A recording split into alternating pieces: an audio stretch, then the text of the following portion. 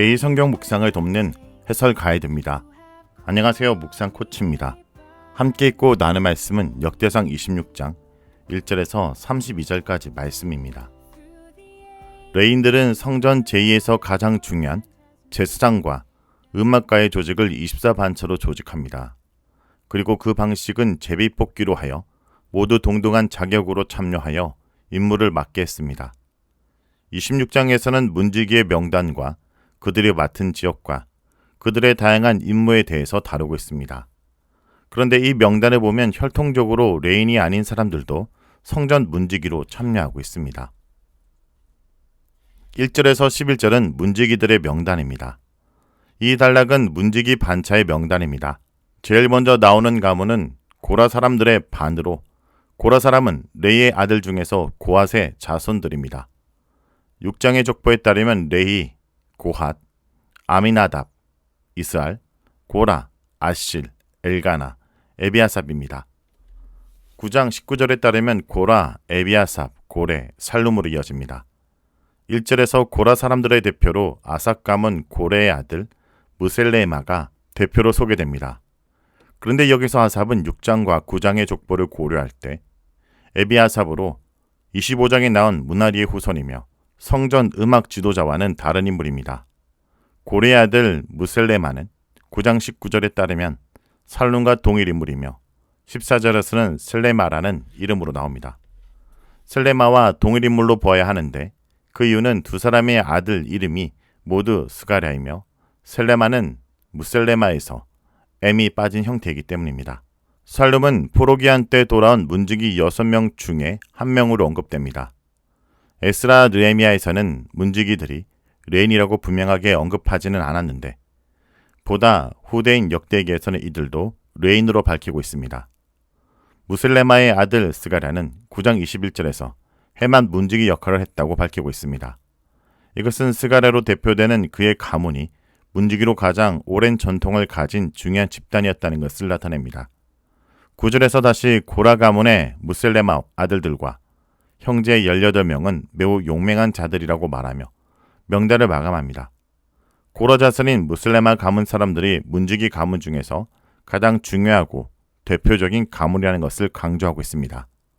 4절에서 8절은 그 다음 대표적인 문지기 가문인 오베데돔의 후손에 대한 명단입니다.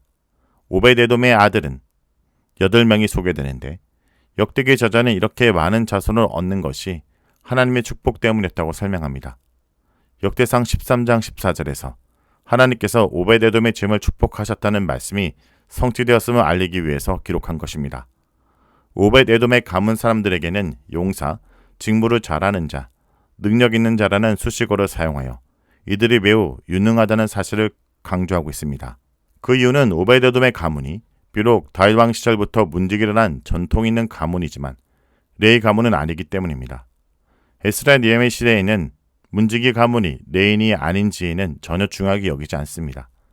하지만 역대기 저자는 성전과 관련된 봉사를 하는 모든 사람들은 가능하면 레위인이어야 한다고 생각했습니다. 그래서 다른 역사서보다 레인의 족보가 자세하고 레인이라는 사실을 분명하게 드러내는 경향을 보입니다. 하지만 오베데돔은 레인 가문으로 편입될 수 없기에 오베데돔 가문의 탁월한 능력과 하나님의 축복을 강조함으로써 오베데돔 가문이 레인은 아니지만 문지기를 하는데 전혀 문제가 없다는 사실을 굳이 보여주고 있는 것입니다. 세 번째 문지기 가문은 레이 아들 무나리 자손인 호사의 가문으로 이들은 레인입니다. 호사는 역대상 16장 38절에서 다윗이 오베데돔과 여두둔의 아들 오베데돔과 함께 문지기로 세운 인물입니다.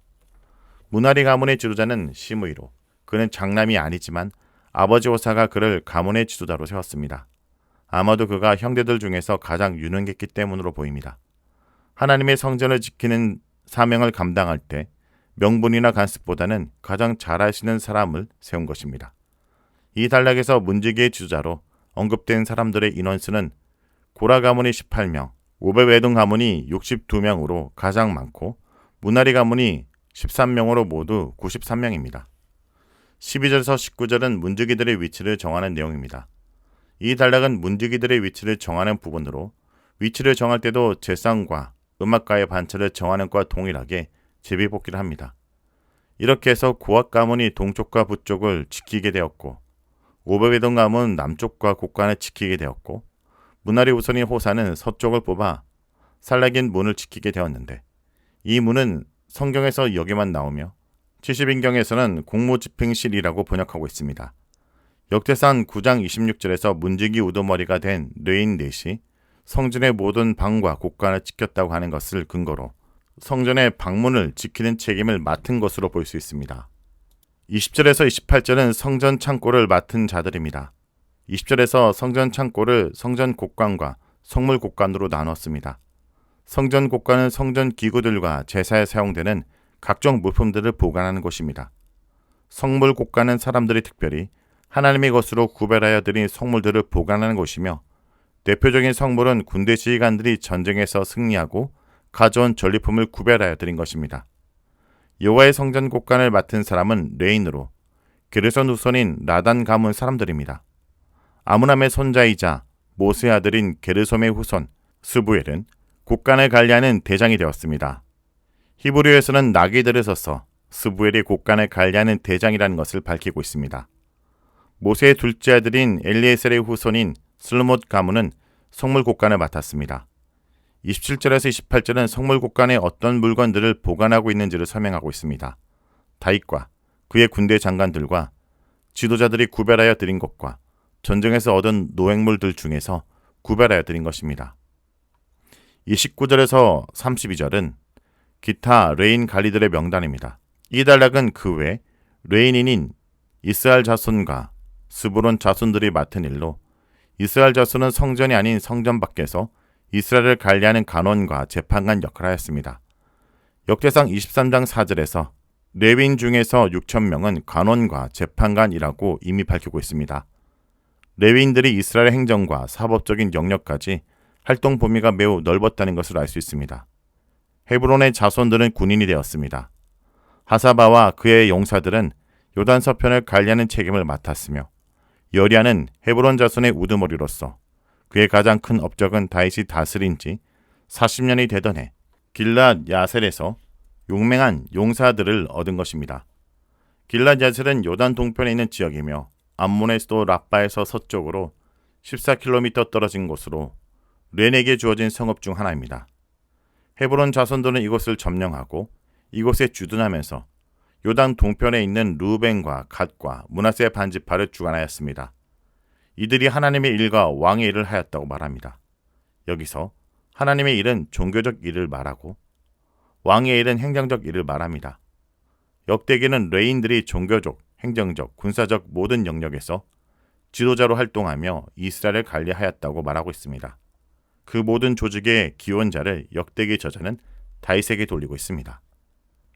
오늘 말씀처럼 우리도 한편으로 보이지 않는 성전을 지키는 문지기입니다. 하나님 나라와 공동체를 지키기 위해 보이지 않지만 묵묵히 섬기며 자신의 역할과 자리를 감당하는 사람으로 살아가길 간절히 기도합니다. 말씀을 놓고 기도하겠습니다. 주님, 오늘 본문을 통해 우리가 보이지 않는 곳에서 감당하는 모든 직무가 하나님 나라에서는 얼마나 귀한 사명인지 다시금 깨닫게 하심을 감사드립니다. 작고 보잘것없게 느껴질지라도 우리의 매일의 삶이 예배가 되게 하시고 우리의 헌신이 제단 위에 주께 드리는 향이 되게 하여 주옵소서. 예수님의 이름으로 기도합니다. 아멘.